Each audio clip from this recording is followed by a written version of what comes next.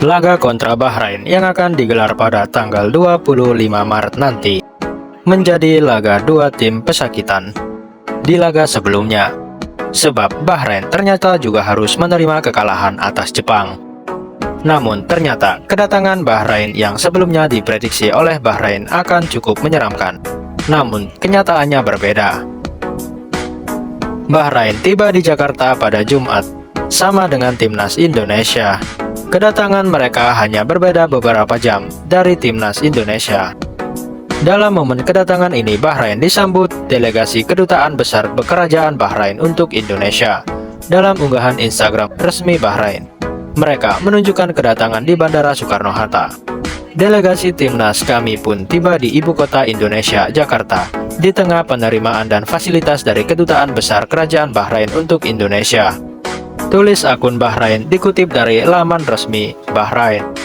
Setelah tiba di Jakarta, akun resmi Federasi Sepak Bola Bahrain ini mengunggah beberapa momen atau foto para pemain yang tiba di Jakarta.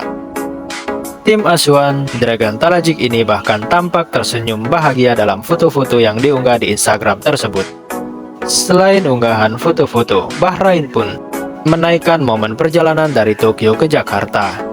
Dalam unggahan video tersebut terlihat para pemain Bahrain menikmati perjalanan dan mendapatkan sambutan dari orang-orang yang ada di bandara. Para pemain Bahrain bahkan sempat menyapa supporter, mendapatkan sambutan hangat. Bahrain pun mengucapkan terima kasih kepada semua pihak. Mereka berterima kasih karena mendapatkan sambutan hangat dan fasilitas yang bagus dari Indonesia. Terima kasih Indonesia telah memfasilitasi kedatangan kami.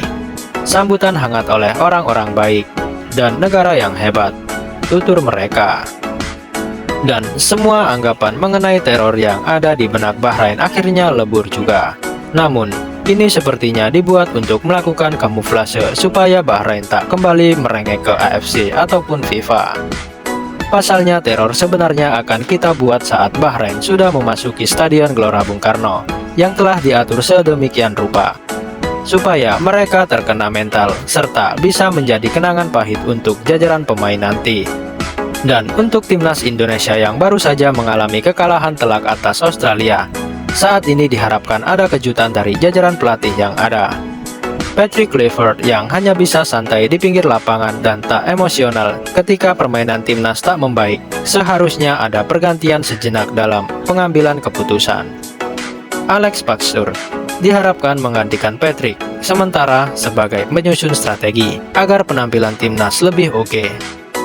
Memang Alex, asisten pelatih timnas Indonesia dari Patrick Kluivert, mendapatkan julukan Profesor Taktik dari para supporter Garuda. Bahkan Alex dijuluki El Banana, dikenal sebagai pelatih hebat di Eredivisie.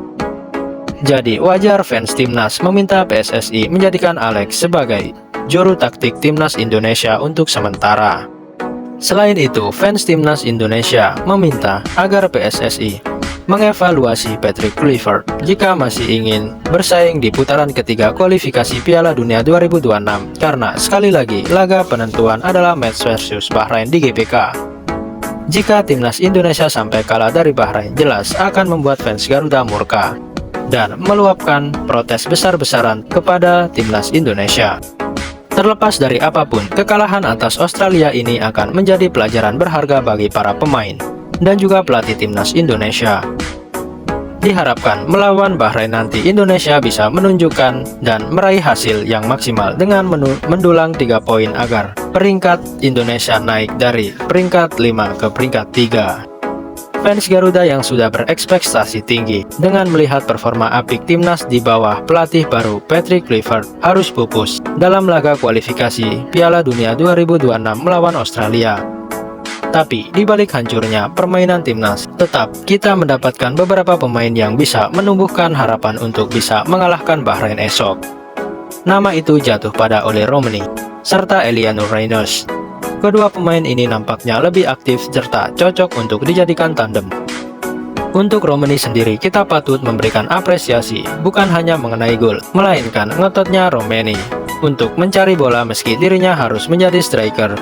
Terlihat dalam statistik pertandingan, pergerakan Romani mampu menguasai sisi tengah hingga depan. Bahkan pergerakan membuat Australia kesulitan untuk bisa menghadapi Romani sendirian. Tapi sayangnya tak ada chemistry antar pemain, membuat Romani bermain sendiri di babak pertama. Tapi ketika Eliano masuk, Romani memiliki tandem yang pas untuk dirinya. Kedua pemain ini mampu berbagi peran dengan baik sepanjang babak kedua berlangsung. Tapi tak adanya gelandang yang mampu menyuplai bola dengan cukup baik membuat minimnya peluang di babak kedua untuk bisa dieksekusi kedua pemain. Dan dengan adanya Romani dan Eliano, ketika kontra Bahrain nanti bisa dicoba duet dengan trio baru yang menempatkan Ragnar sebagai pemantul atau penarik perhatian dua pemain Bahrain. Kita tunggu saja gebrakan dari Alec Pastur di laga selanjutnya.